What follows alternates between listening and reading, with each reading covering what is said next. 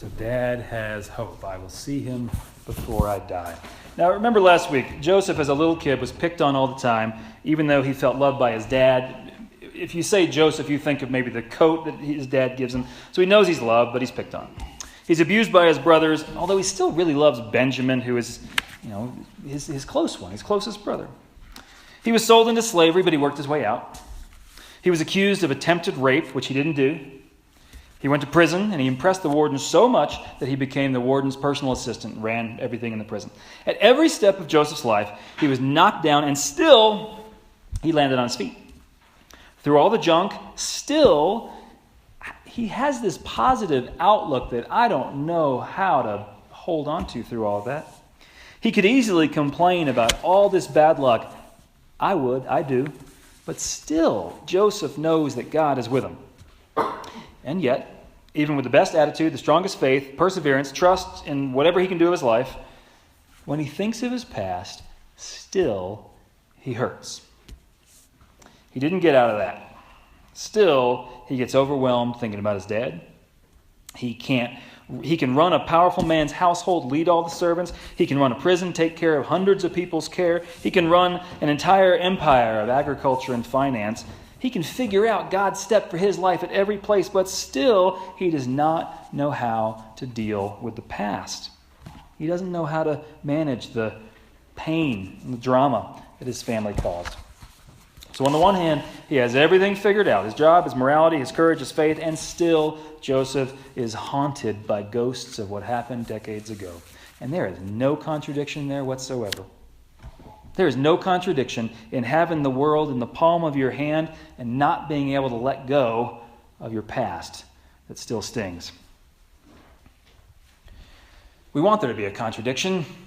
But if you can get one thing from my messages, not this sermon, but all my years here and all of the things in town and all the conversations we've had, if you can get one sense of what I understand about God, this is the one thing I want you to get. Real faith happens in real life.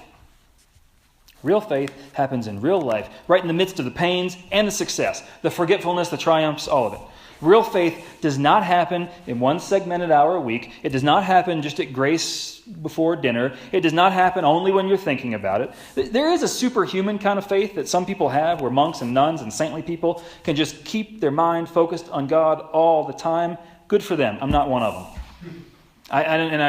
I know a lot of you, some awesome people here. I don't think any of you are going to be sanctified by a church after that. I don't know, maybe.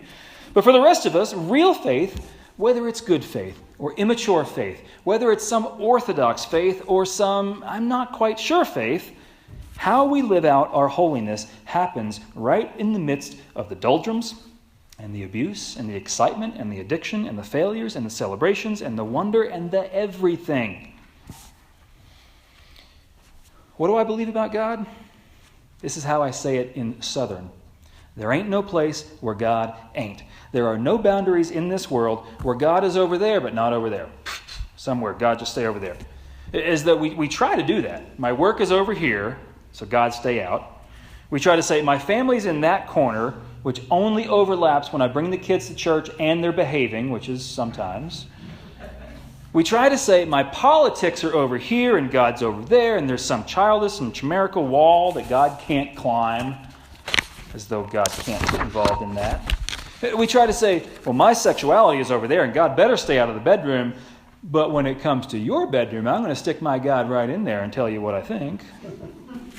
No, none of that. What I believe about God, from everything I read in the Bible and in theology and in the masters of the church, what I pray about, what I think about, what I experience, is that God transcends all those boundaries that we try to put up. Whatever God is, name it whatever you want.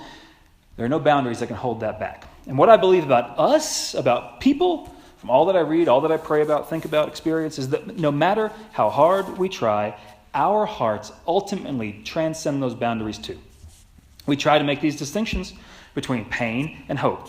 We try to make distinctions between faith and culture, joy and self-control. We try to keep religion designated to those parts of life that are moral and therapeutic, but that just doesn't work when the rubber hits the road. Because religion doesn't protect us from grief. Sometimes it's grief exactly is where we let God in or wrestle with this sense of what the divine is. Religion doesn't keep away our neuroses, our illness, our despair, our tears, our guilt, our loss. Whenever you're going through those things, maybe that's just the place. You try to put your faith on the sidelines, but it doesn't stay there. You can't work your life out and then just come back to church. You might try to do that, but while you try to push away religion, it is in the very seeds of the Spirit, no matter how organized, disorganized, spiritual but not religious, mixed up, Christian, whatever. It is the very seeds of your relationship with the love at the heart of the world that offers a signpost for that despair, for that guilt, for that loss. Whether you want to put it in the category of self-help, psychotherapy, poetry, medication, whatever. Whenever you see a signpost that says maybe, go that way, do my life that way, that's a faith statement. Whenever your life says that little grumbling in your belly, the word in Greek, Paul uses the word in the Bible, splachna. It's my favorite word in Greek. Whenever your splachna, your viscera, your gut says, go do that, that's a faith statement. Whenever the world overwhelms you with loneliness, oh man, and then eventually there's this glimmer of connection to something, that's a faith statement. Whenever you feel like you have the world under control, my ducks are in a row, and then something gnaws at you that it's not quite complete, that's a faith statement. Whenever you wonder, how does this work? Those stars up there, this moral life within. Whenever you think, that's how it works, that's what I think it works, that's a faith statement. Faith is a way of understanding and feeling and orienting yourself and responding to the whole holy world that is and will be and should be and can be. And I'm going to say that again because that's a definition. So you can either be inspired by it or think it's baloney. And usually it splits down the middle whenever we try a definition. So let me throw it again. Faith is a way of understanding and feeling and orienting and responding to the whole holy world that is and will be and should be and can be. Now it's up to you if you want to honor that through some specific tradition. Okay, that's what we do here. Or you can just wing it with whatever religious and spiritual crumbs fall in your lap. And a lot of Americans do that. And frankly, a lot of people do that just fine. But either way, you're doing faith whether you like it or not. Because you're always figuring out, you're always reacting to the world around you as best you can. Faith is not smells and bells, singing and praying. If that's all it was in these walls, count me out. Not interested. Instead, we are doing faith like Joseph when our lives are in the margins, when we are in pain, when we work so hard and accomplish so much. Yes, when we're in temples and sanctuaries, but also when you are in the dining room and the bedroom, in the doctor's office, hiking in the woods, and sometimes that stuff seems to work great, that kind of faith, and sometimes you feel totally lost, and that's not a contradiction. That's how life is shaped. At least that's how real life is shaped. When you're a little bit sinner and a little bit saint, a little bit hero and a little bit messed up. So Joseph, back to Joseph. Why is this story in the Bible? So many weird parts of it. What's it doing there? I don't think that the verses you read said the word God anywhere. Didn't say religion, Christianity, didn't say anything like that. I'm not really convinced what the lesson is supposed to be, or even if there is a distinct lesson to this story. The characters don't seem to be standing in as God or us or any of those kind of things. There is a Father and the Son, which is good for today. It kind of fits nicely with today. But their story doesn't portray some clean allegory about God's love. So what's it doing there? My best sense of what it's doing there is that this is a story about real, messy life with real messy feelings and real messy people, just like I have, just like you have. It's a story about love and loss, strength and weakness, tears of every kind, just like our lives have had. It's a story that says, if there is anything holy about the world, it happens in the regular and the mundane and the messy and the joyful. And maybe just having a sanctified story that says, God's there, maybe that's enough.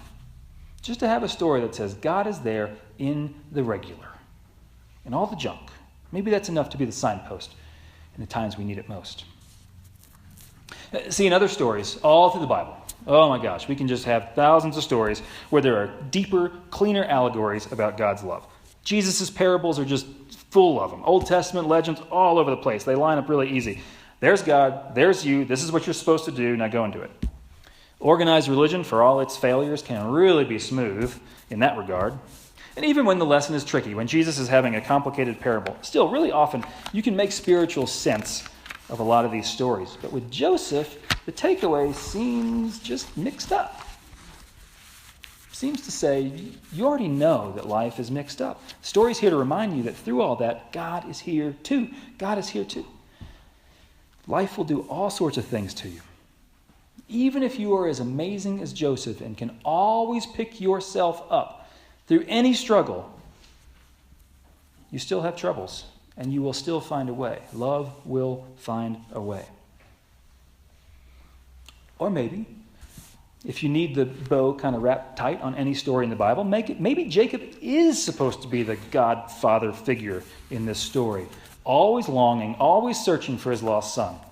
Maybe Jacob is our allegory. That could work, I guess, because every time, at least as far as I understand the Bible, every time it's important that God is called a father or compared to a father in some kind of way, God is a protective father, not a distant one. God is a forgiving father, not threatening. God is a loving father, not domineering. Just about every time we use that metaphorical term, father, it's the father that we want or wish we had, the father we want to be, the father we want to encourage the world to create. And Jacob sounds a little like that. Desperately loyal to his sons, the lost ones and the ones that are at home. Loving to the weak and the strong. Trusting, sending goofy sons who... My favorite line in there is when they're all standing around in the middle of the famine and the dad says, "You just standing around looking at each other? Or are you going to go do something?" Like that's the kind of God that looks at us saying, "You just standing around in the world? You're going to go do something." Jacob is there moving us all in famine and in relief. And if Jacob is our allegorical father who art in heaven, that makes us Joseph, weak in our power in our weak, a hint vindictive even in love, loving even in our pain, longing for what is lost and searching for a way to make it right.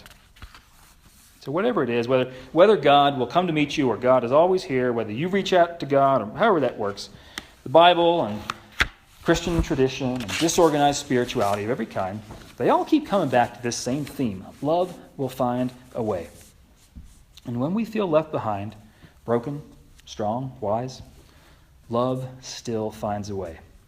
When we are strong or struck down, taken advantage of, even when we are taking advantage of others, love finds a way. When we are holding on to a lifetime of pain, love finds a way. When we embrace forgiveness and let our guard down, love will find a way. So I close with the words from a brief statement of faith for our disorganized religious tradition. Like a mother who will not forsake her child, like a father who runs to welcome the lost one home, God is faithful still. Amen.